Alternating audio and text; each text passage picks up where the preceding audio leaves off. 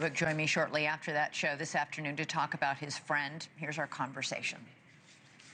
Jack, first of all, you were just hosting Charlie's show. You were on his show as a guest all the time. Today's show was obviously a memorial to him. Must have been extremely difficult for you and the team to do. How are all of you doing?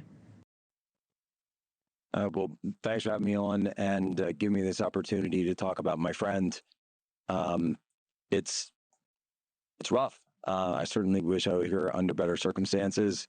I'd be lying if I said I was okay with it or that things were going well right now.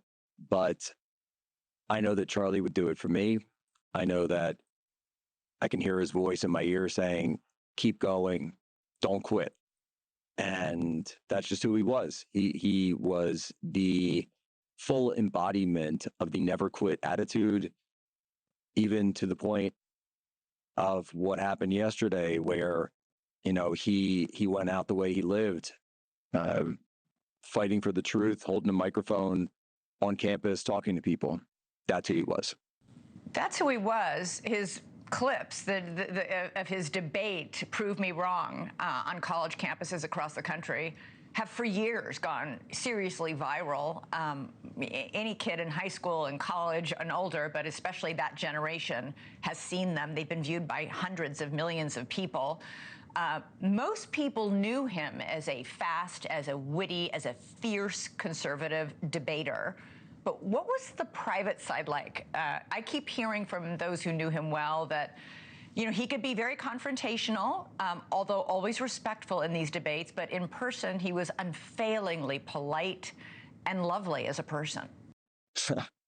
He was, and for anyone who, you know, had the opportunity to know Charlie, you would know that the true size of his heart was enormous, and he led with his heart. You know, most people know Charlie, as you say, from the quick clips and the edits and the TikToks and campus, you know, debate sessions. But to me, that's not Charlie. That's Charlie at work. Charlie, the person, is my friend and my brother and the guy who is always up any time of night, any time of day, except for Saturdays. He always took off Saturdays. And he loved to chat about his Christian faith. He and I went back and forth so many times over various parts of the Bible and Scripture, sharing different verses with each other. Every morning, he used to text us whatever verse he was reading that day, and you know, he's always had that mischievous grin where, you know, he loved laughing. He loved jokes. And, you know, I thought it was funny because a lot of people, when South Park recently did this episode about Charlie, and a lot of people were, you know, confused or surprised. They said, oh, Charlie seems to be embracing it. And I remember I watched it with him, and he was the whole time, because that's how Charlie was, that he knew that this, you know, this world, and he truly believed that this world is just a temporary thing that we're in, and he always was able to laugh about it. So really, I'm just going to miss the person that, you know, I was always telling jokes to and sending, you know, inappropriate memes to, and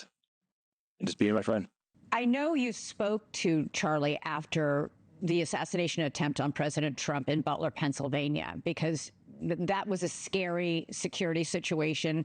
At that point, you talked to Charlie about his security situation because he's controversial. He had gotten death threats. A lot of people would protest when he would appear. What did he tell you about his security situation after that Butler assassination attempt on President Trump? Well, that's right. And, you know, I spoke to him immediately after, and even, you know, we were headed to an event once a couple of weeks later. And, you know, with my military background, having served in the Navy, I had to say to him, Charlie, you know, these events after Butler, you know, they're not safe. And yes, you can have a security team, and you can have a bubble, and you can have a vest on, but it's never going to be 100% if you're out in an open air campus quad like you do.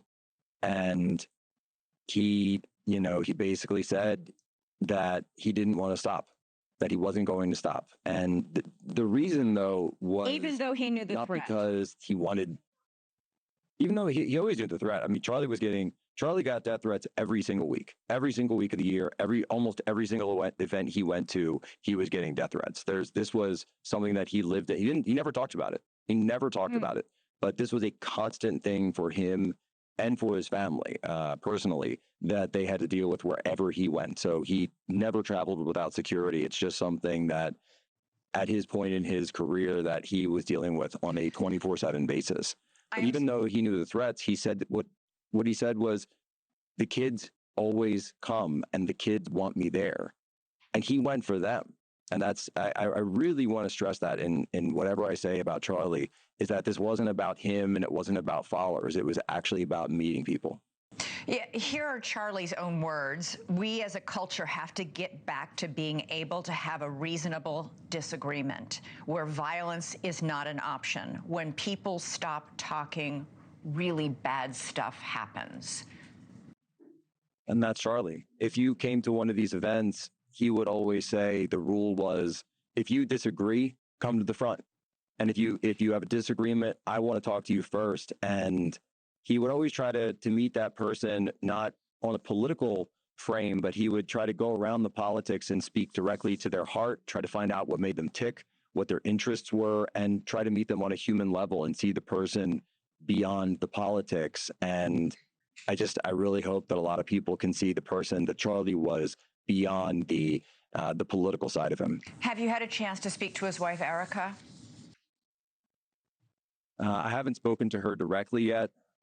She's obviously very wrapped up in things right now, although she and my wife are close. I've spoken to some people around her who say that she's being incredibly strong right now. Erica is just someone who I know is incredibly devout Christian.